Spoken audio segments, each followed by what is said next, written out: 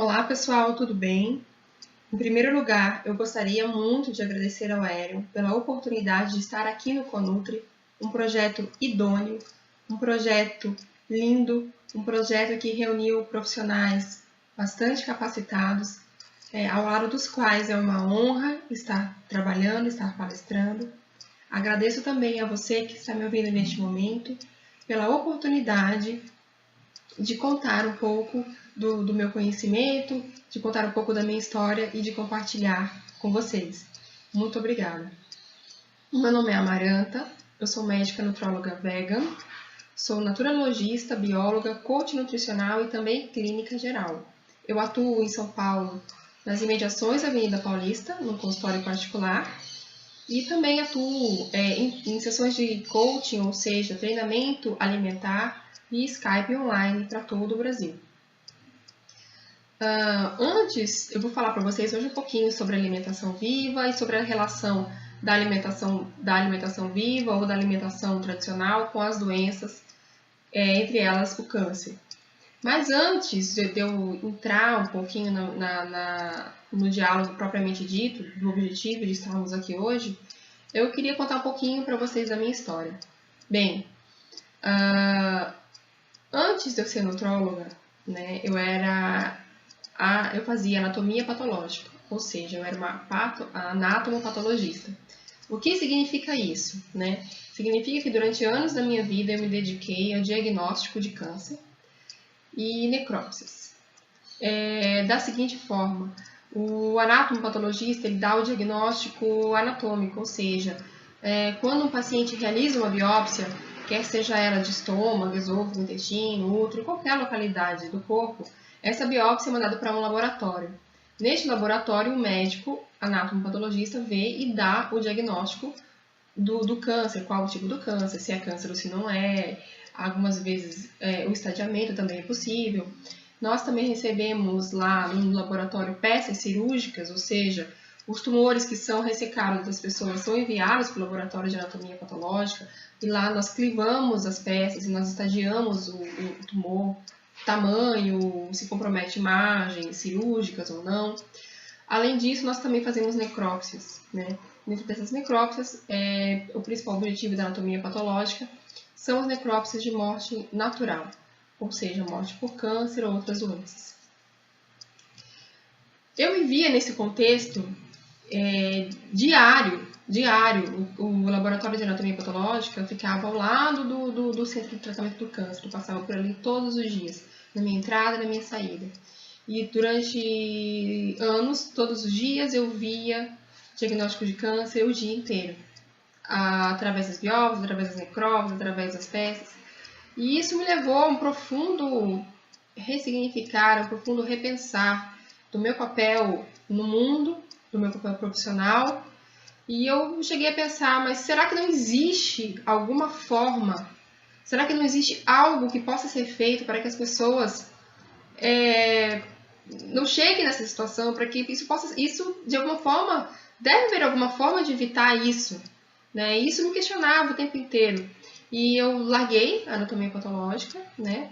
E não sabia ainda o que ia fazer, eu entrei numa profunda crise pessoal, numa profunda crise existencial, profissional, né? Questionando o meu papel profissional, questionando o meu papel no mundo. Até que entre indas e vindas, eu cheguei à conclusão, eu era vegetariana na época, eu cheguei à conclusão de que eu deveria trabalhar com alimentação. E que essa seria talvez uma forma de poder manifestar a minha verdade para o mundo. E fiz um curso, fiz uma pós-graduação em nutrologia, fiz uma prova de título, fui aprovada. E então eu comecei a conhecer as pessoas da alimentação viva. Um marco muito importante, muito significativo para mim, foi a vinda para o Brasil, né, algum tempo atrás, do Gabriel Cousens, que é, acho que, um dos mentores da alimentação viva a nível mundial, um médico estadunidense, que pratica e incentiva, enfim, e aplica a alimentação viva no tratamento dos seus pacientes. E isso começou a me despertar uma atenção ainda maior. Depois disso, conheci também o Terrapia, no Rio de Janeiro, que é um projeto que é levado pela Maria Luísa e pela Ana Branco, um projeto lindo, um projeto que eu recomendo a vocês a conhecerem, a procurarem no YouTube, no Google, ou mesmo irem ao Rio de Janeiro conhecer esse projeto. É um projeto que ele é vinculado ao Fiocruz, ok? E é um projeto que ele pretende levar para a população de forma gratuita o conhecimento da alimentação viva, né? Eles pretendem popularizar isso, é um projeto muito bonito, um projeto também idôneo, um projeto que realmente vale a pena ser conhecido. Bem, então eu comecei a estudar essas questões da alimentação, comecei a conhecer essas pessoas, comecei a conhecer, na verdade, várias pessoas do mundo da alimentação viva e, mais uma vez, entrei num processo de reformulação do meu conhecimento, de reformulação das minhas crenças. Enquanto médico, enquanto profissional da medicina, é difícil para o médico se dar conta de certas coisas, desconstruir e, ao mesmo tempo, construir outros conhecimentos. É um processo bem profundo e bem lento. Mas é um processo que eu quero dividir com vocês aqui hoje. Bem, em 2011, né, para começar a ilustrar a minha palestra, gostaria de dizer que em 2011, segundo a Organização Mundial de Saúde, a OMS, 2/3 das mortes do mundo foram devidas às doenças crônicas não transmissíveis. Ou seja, configuraram entre as principais mortes o câncer, diabetes, as doenças cardiovasculares e as doenças pulmonares crônicas, ok? Bem, durante muito tempo, o fantasma da fome assolou o mundo, né? Vivemos épocas de pensadores e mais pensadores, teorias e mais teorias, onde se dizia que chegaríamos a um ponto onde não haveria alimento para a população, né? Até existe a teoria do Malthus, onde dizia que a população se multiplicava em PG, em uma progressão geométrica, enquanto o alimento se crescia numa progressão aritmética, e que seria impossível alimentar todas essas pessoas. Pois bem, os anos se passaram, pensadores vieram, tivemos a Revolução Verde, que foi uma revolução agrícola, e depois disso vivemos a Era dos Fertilizantes, e descobrimos como, né, a humanidade descobriu como produzir muito alimento, ou seja, hoje isso já não é mais problema. Então, já se morre de fome ainda, mas menos do que se morre pelo excesso do alimento, né? E este morrer de fome é devido muito mais a questões políticas enfim, questões socioeconômicas, que não vem ao caso neste momento, do que propriamente a questões de fartura ou escassez de alimentos. Bem, conseguimos então conquistar a Revolução Verde, conseguimos distribuir esses alimentos, conseguimos fazer com que eles chegassem à mesa das pessoas. Porém, e aí, paralelamente a isso, desenvolvemos vacinas e as doenças infecto-contagiosas, elas diminuíram a sua prevalência. Principalmente isso é verdade nos países mais desenvolvidos ou nos países que alcançaram um bom nível de desenvolvimento, como o Brasil, né? Sendo que essas doenças mais infecto-contagiosas, mais epidêmicas, enfim, elas são mais verdadeiras nos países mais pobres, assim como a fome. E no resto do mundo, na maior parte do mundo, o que prevalece é justamente as mortes pelo excesso do alimento. As mortes justamente nós acabamos por resolver um problema e imediatamente criar outro, diametralmente oposto, porém tão verdadeiro quanto. Hoje sabe-se que a obesidade infantil, ela tornou-se epidêmica. Hoje em dia nós vemos crianças com placas de gordura, ou seja, placas ateroscleróticas nos grandes vasos, enfim, que antigamente, esse nível de obstrução só era encontrado em adultos, né? Nós vemos isso hoje em crianças. Nós temos crianças hipertensas, nós temos crianças diabéticas, nós temos crianças obesas, né? Como eu já falei no início. E, enfim, como, né, isso foi acontecer?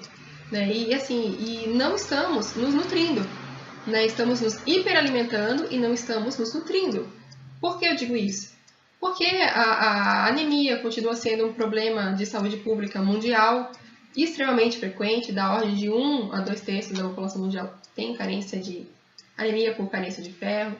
Temos também, a gente observa nos nossos programas governamentais, um incremento do ácido fólico, incremento de ferro,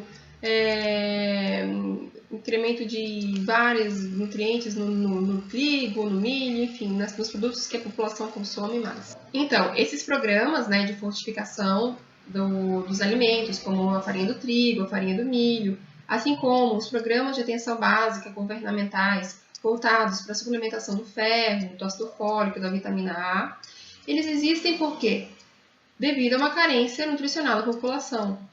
Então, se nós estamos nos hiperalimentando, como é que nós não estamos nos nutrindo? Né? É uma coisa antagônica, porém é verdadeira. Né? Isso acontece devido a muitos fatores, a muitos deles. Um deles, que eu gostaria de citar no início, é o fato de que nós estamos nos alimentando cada vez pior. Isso foi em pesquisa recente realizada pela POF, Pesquisa de Orçamentos Familiares, que ela é uma subdivisão da pesquisa do IBGE, né, que justamente pesquisa os hábitos de consumo da população, notadamente os hábitos alimentares. Né? Então, segundo essa pesquisa recente, foi visto que o brasileiro, né, à medida que ele subiu, que ele angariou, né, recursos financeiros e que ele ganhou o poder aquisitivo, à medida que ele subiu de nível socioeconômico, ele declinou no nível alimentar, ou seja, passou a consumir muito mais alimentos prontos, alimentos industrializados, alimentos refinados, processados, enfim, alimentos carnes e vários embutidos, em detrimento de frutas, de verduras, de hortaliças, do feijão, do arroz, como era o nosso hábito no passado. O brasileiro, infelizmente, ele está deixando esses hábitos e está tornando os seus hábitos cada vez mais parecidos com os hábitos estadunidenses. Aliás, isso é um fenômeno que nós observamos mundialmente. O mundo tem copiado a dieta americana, que é uma dieta norte-americana, melhor dizendo, que é uma dieta rica em refinados, processados, em embutidos, em alimentos com conservantes, corantes, etc., ricos em caloria, pobre em fibras, pobre em nutrientes. Isso tanto é verdade que nós observamos nos países orientais, em alguns dos países orientais, que quando eles passaram a deixar de lado as suas dietas tradicionais, né, em prol da alimentação, de seguir o modelo americano, ou seja, norte-americano, cheio de laticínios, de gorduras saturadas e por aí vai, que eles começaram a ter uma prevalência muito maior de câncer de cólon. O câncer de cólon, nós sabemos que é um câncer que ele, comprovadamente, ele está ligado à alimentação. Principalmente, ele está ligado ao consumo de carnes, de gorduras saturadas e de poucas fibras. Né? E esse tipo de câncer, o câncer de cólon, no Brasil, né, trazendo para um retrato nacional, ele é o terceiro tipo de câncer em homens, segundo tipo de câncer em mulheres, em termos de prevalência, né, de doenças. E é um câncer que ele pode ser totalmente, né, se não evitável, com uma adoção de uma alimentação melhor. Né? Nós também temos outros tipos de cânceres que também se relacionam muito com a alimentação, além do câncer de cólon. Temos o câncer de próstata e de mama, né, que são tumores hormônio dependentes. Temos o tumor de estômago, o tumor de esôfago, né, alguns tipos de câncer de pulmão também. Disse que cerca de 30 a 60% dos cânceres que as pessoas têm, eles são possivelmente evitáveis através de adoção de hábitos alimentares e de um estilo de vida mais saudável. O sedentarismo também causa muito câncer, muitos tipos de câncer. O de mama é um deles. Também que é causado, fazendo esse adendo aqui, por sobrepeso, né, e pela alta ingestão de gorduras e sedentarismo. Bem, sabemos que, então, como eu disse anteriormente, entre 30% a 60% dos cânceres é potencialmente evitável. Nós sabemos também que, a partir de 2030, em cada 10 norte-americanos, 4 terão câncer. Nós sabemos que a tendência da prevalência das doenças crônicas degenerativas e dos cânceres na população é aumentar. Por quê? Pois à medida, né, como eu falei anteriormente, à medida em que a população ela vai angariando mais recursos financeiros, à medida em que os países eles vão se destacando, vão se desenvolvendo mais, vão tendo mais recursos, as pessoas passam a adquirir mais alimentos processados, em detrimento dos alimentos naturais, dos alimentos frescos, dos alimentos ricos em fibras. E isso, infelizmente, é uma coisa que ela vem acontecendo. Nós não estamos mais morrendo, né, como antigamente, de fome, de malária, como é uma realidade em muitos países africanos, de doenças epidêmicas. Estamos morrendo realmente pelos nossos hábitos, né, pelos nossos maus hábitos. Então, em vista disso, em vista de tudo isso, né, é que a alimentação ela surge num contexto de prevenir, né, principalmente o principal caráter da alimentação é um caráter preventivo, mas não se pode desprezar também o caráter curativo que a alimentação ela possui. Tanto é que existe, né, o SUS, o Sistema Único de Saúde, ele recebeu as PICs, Práticas Integrativas e Complementares, a partir de 2006, que foi uma política nacional, a qual instituiu as práticas integrativas e complementares como modos de ajudar a população, né, a trabalhar as suas questões de saúde, né?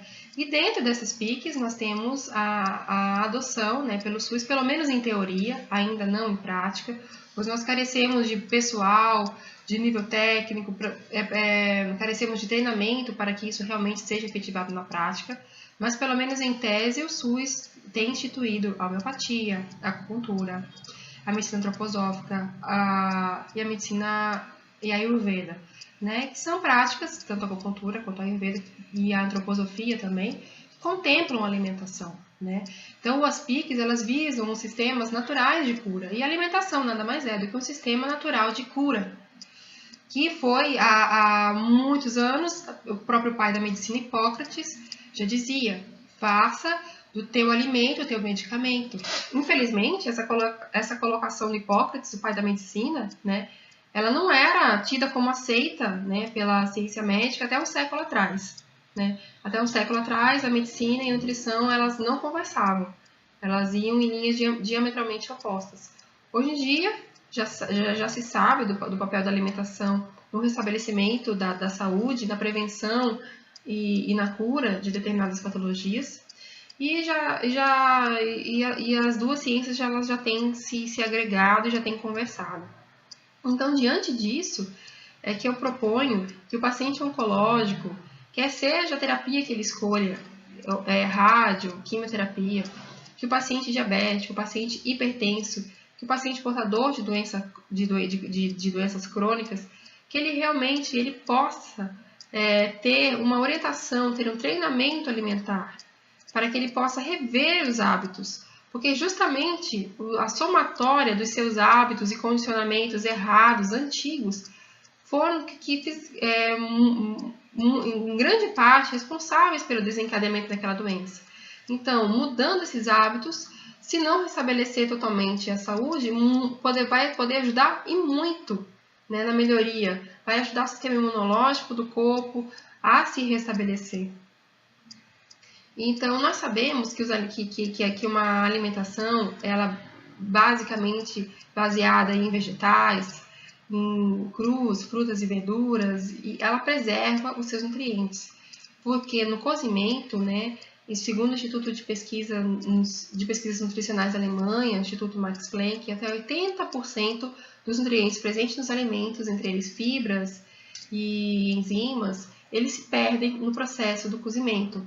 Então, comer os alimentos crus, né, ele faria com que você ingira, né, uma grande quantidade desses nutrientes. Além disso, a alimentação viva ela é baseada nas sementes germinadas, nos brotos, né, e E isso tem um potencial muito grande de restabelecimento e de regeneração do corpo. Além dessa questão nutricional que eu falei, existe a questão intestinal. As medicinas ancestrais, elas já vinculavam a saúde do intestino à saúde do corpo como um todo. Porém, a medicina convencional hegemônica, ela vem descobrindo isso recentemente, né? Nós temos até um médico brasileiro chamado Elion Povo, ele tem um livro, O Cérebro Desconhecido. Nesse livro, ele esclarece o verdadeiro papel do intestino na saúde humana. O intestino, ele é responsável pela maioria, pelo pool da produção das nossas células de defesa, né? Através do sistema GAUT, né? Como a sigla em inglês, uma abreviação para o sistema imunológico presente, para as células imunológicas presentes no intestino. Ele tem esse papel. Além disso, ele é responsável pela produção de neurotransmissores, pela maioria da nossa serotonina, e ele realmente é um cérebro. Ele decide o que entra e o que sai do nosso organismo.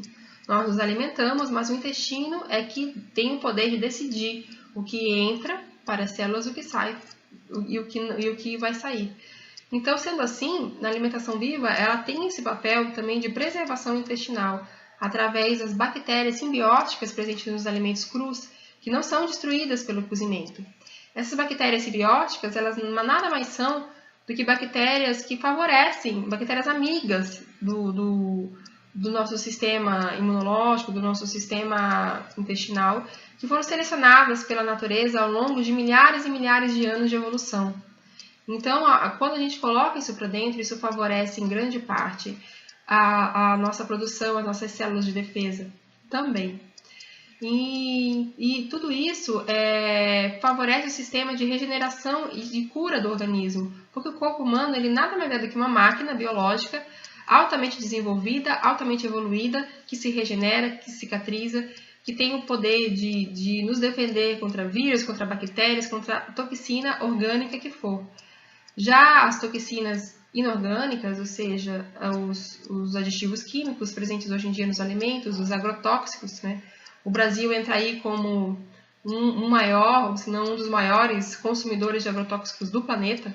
Por ano, cada brasileiro ingere chega de 4 litros de agrotóxicos, muitos deles proibidos em outros países. Além disso, a qualidade do ar, hoje em dia, é altamente poluída. Os nossos hábitos sedentários, os hábitos e os fatores estressantes nas grandes cidades, tudo isso vem contribuindo para que, paralelo, né, a esse sistema, como eu já venho desde o início desenvolvendo com vocês, essa ideia da nossa alimentação ela ser pobre em nutrientes, né? Então, esse sistema altamente elevado de toxinas e pobre em nutrientes faz com que o corpo entre no processo de desnutrição e de toxicidade, o que favorece o desenvolvimento de todas as doenças, principalmente a doença do câncer, o câncer, que nada mais é do que um estado de desnutrição e de toxicidade. As medicinas antigas, principalmente a Ayurveda, já defende, né, há muito tempo que nós precisamos nos desintoxicar, né?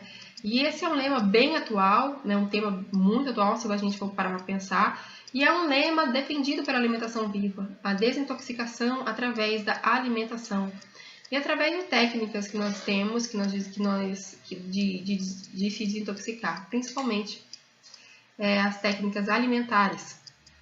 É uma culinária muito gostosa, muito saborosa, baseada principalmente, como eu já disse, nos grãos, nas sementes germinadas, né? Também nas castanhas.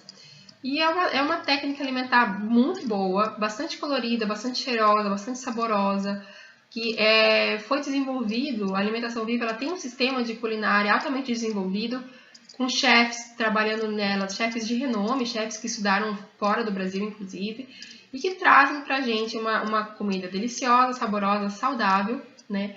E de preferência orgânica, e sem derivados animais, né? Nós não utilizamos derivados animais. Por quê? Entre os derivados animais, o mais polêmico deles é o leite, né? O leite é rico em gorduras saturadas, em hormônios e outras coisas. Ele tem sido muito criticado por muitos profissionais de saúde, tem sido responsabilizado por um grande número de doenças. Com relação à carne, nós sabemos que as populações vegetarianas, notadamente as veganas, que são aquelas pessoas que excluem totalmente a carne da sua alimentação, ou seja, excluem o peixe e frutos do mar, frango e carne vermelha, não consumindo nenhuma dessas carnes, que essas pessoas elas conseguem diminuir as suas taxas de incidência de doença cardiovascular, de diabetes, de obesidade, de cânceres ligados à alimentação, e que angariam cerca de 10 anos nas suas expectativas de vida. E realmente, né, a alimentação viva, ela, ao pregar essa exclusão dos alimentos animais da alimentação e o aumento dos alimentos crus e das sementes dos grãos germinados, né, dessa maneira ela desenvolve-se, né, assim atribuindo e restabelecendo e orientando as pessoas nos seus hábitos de vida. Existem, né, 2 caminhos, né, para a gente chegar nisso, né? O caminho do amor, ou a gente vem por livre, espontânea vontade, ou muitas vezes a vida nos traz por algum problema, alguma doença, quer seja esse problema nosso, ou dos nossos familiares, ou de alguém, né, nos faz repensar nossas escolhas. Porque as nossas escolhas, ou nós fazemos nossas escolhas, ou elas nos fazem, né? Ou nós transformamos os nossos hábitos alimentares, nossos hábitos de vida, ou eles acabam por nos transformar, né? Eles acabam por nos transformar. Então, a alternativa mais plausível, que eu acredito, é que você, aos poucos, vá transformando seus hábitos de vida, né? Aos poucos, vá melhorando, vá introduzindo na sua alimentação, no dia a dia, mais alimentos crus, né? Comece com 10%, com 20%, com 30%, com 40%, com 50%, né? 100% a gente usa naquelas pessoas que realmente precisam curar alguma enfermidade, e para manutenção a gente faz cerca de 80% de crus, 20% de cozido, dá para fazer assim, né? E a pessoa pode vir aos poucos, começando a colocar brotos, começando a colocar germinados, começando com suco verde na sua alimentação, e aos poucos ir retirando os alimentos de origem animal, para que a pessoa realmente ela possa dar passo a passo, devagar, e respirar entre os passos, né? A mudança, há quem consiga fazer uma transformação radical do dia para a noite. Sempre tem pessoas que têm uma vontade, que têm um bem decidido, bem firme, que realmente conseguem fazer isso, mas para a grande maioria necessita ir mais devagar. Venha devagar, mas venha, né? Esse é um convite que eu faço para você que está me ouvindo agora, transformar a sua alimentação, porque ao transformar a sua alimentação, você transforma a sua vida, você realmente transforma a sua saúde. E as nossas escolhas, além dessa influência na nossa saúde, elas também têm um papel e uma influência muito grande no meio ambiente e ao redor da gente, através das pessoas com as quais nós convivemos. No meio ambiente, porque a carne, né, e os alimentos de origem animal, eles geram um impacto ambiental muito grande, né? Aí toda uma campanha para que a gente economize água, mas a própria produção da carne gasta muita água, né? A própria forma como os animais eles são tratados, tudo isso gera impacto, né? Os alimentos industrializados, refinados e processados, eles geram impacto ambiental, são cheios de embalagem, né? Geram que vão para o lixo, vão para um aterramento sanitário, vão realmente poluir o meio ambiente. Ao passo que uma fruta, uma verdura, um germinado, um grão, ele gera um resíduo orgânico que pode ser colocado numa planta depois e totalmente reaproveitado pela natureza, né? Existe um ganha-ganha nisso. Nós ganhamos, a nossa saúde ganha, o planeta ganha, os outros animais ganham, é um sistema ganha-ganha. E na vida, na natureza, a natureza ela funciona muito no sistema ganha-ganha, né? Por um exemplo, eu vou dar um exemplo de uma árvore, né? Uma árvore, ela cresce sustentada pela terra, né? E aí ela gera uma fruta. Essa fruta cai e realimenta a terra, né? A terra volta a ganhar e volta a se nutrir. Porque se assim não for, a vida acabaria, né? E da mesma forma, a nossa vida funciona em equilíbrio com o sistema, com o sistema no qual nós estamos inseridos, né? O ser humano hoje se distanciou completamente da natureza, se distanciou completamente dos hábitos que nós tínhamos, né? Que foram passados através da seleção natural ao longo das gerações, que estão incrustados no nosso DNA, né? Nós fomos, há algum tempo atrás, antes da existência da eletricidade, o sol se pôs, nós dormíamos. Hoje em dia nós ficamos sobreexpostos aí à luz e superestimulados até altas horas da noite, não dormimos mais cedo, né? Hoje em dia nós não comemos mais uma comida que vem da horta pura, né? Nós comemos coisas que saíram daquela terra, saíram daquela horta, vão passar por um transporte, vão viajar milhares de quilômetros, às vezes viaja o mundo, né? E passa por uma fábrica, passa por uma indústria e volta pra gente através de uma embalagem, através de uma cápsula, através de seja lá o que for, que está bem distante, né, do que era para ser, do nosso contato primitivo como era para ser, né? Então, à medida que nós nos distanciamos disso, que nós nos distanciamos das nossas raízes ancestrais e biológicas, nós realmente estamos pagando um preço alto, né? Vejam como está o nosso mundo, né? O nosso mundo anda alto, as pessoas estão seriamente doentes, né? Quer fisicamente, quer seja mentalmente, emocionalmente, energeticamente, as pessoas elas estão gravemente enfermas, né? O nosso mundo ele está assim e ele exige de nós uma postura, uma retomada, em primeiro lugar, da nossa saúde, para que nós possamos realmente sermos agentes de transformação para as outras pessoas, né? Às vezes, muitas vezes, a doença, existe um médico alemão que eu gosto muito, é o Rudger Dahlke. Ele tem um livro chamado Doença como Caminho, né? Muitas vezes a doença, ela é nos dada como um caminho de transformação, né? Como uma oportunidade de transformação, né? Então, realmente, né, existe esse chamado para a cura, né? Primeiramente para a nossa cura, depois para a cura do ambiente que nós vivemos. Nós estamos numa época, né, onde nós necessitamos muito restabelecimento do equilíbrio individual e coletivo, né, em todos os níveis em todos os corpos humanos, né, desde o físico até os corpos mais sutis, como eu já mencionei, emocional, físico e assim por diante. Então, esse é o convite que eu faço para vocês transformarem a alimentação. Eu tenho no meu site, vocês podem olhar lá uma palestra inteira que eu dei sobre como transformar a alimentação. Tem alguns passos, né, que você pode ir indo para transformar a alimentação, uma palestra gratuita. O meu site é o www.nutrocoaching.com.br. Mas também tem, de uma maneira mais fácil, de você me encontrar pela fanpage no Facebook, Atendimento Vegetariano. Esse atendimento vegetariano também é meu e-mail, que é o atendimentovegetariano@gmail.com, que você também pode me encontrar por lá, pode mandar dúvidas por lá, que eu respondo na medida do possível, na medida do meu tempo, eu vou respondendo todas as dúvidas. E então, eu atendo presencialmente na cidade de São Paulo, como eu já disse no início, nas imediações da Avenida Paulista, e tenho um serviço via Skype de treinamento alimentar, onde eu oriento, onde eu ensino as pessoas nessa transformação alimentar, né? Principalmente, eu atendo todos os tipos de pessoas, não é preciso não comer carne ou ter uma patologia para que eu atenda, não é isso. Mas o foco do meu trabalho é na alimentação sem derivados animais, quer seja ela cozida ou crua. E eu atendo via Skype, faço essa orientação alimentar para todo o Brasil. Então é isso. Eu espero que vocês tenham realmente gostado e curtido a palestra. Foi um prazer estar aqui com vocês. Eu gostaria de agradecer a cada um de vocês que me ouviu até aqui. Gostaria de dar os parabéns e de dizer que é uma honra participar aqui com os outros palestrantes. Agradeço a você, Érion, também por essa oportunidade de estar aqui no Conutri. E é isso aí. Espero que vocês apreciem as outras palestras e que vocês realmente instituam novos hábitos nas suas vidas. Muito obrigada pela atenção. Até a próxima.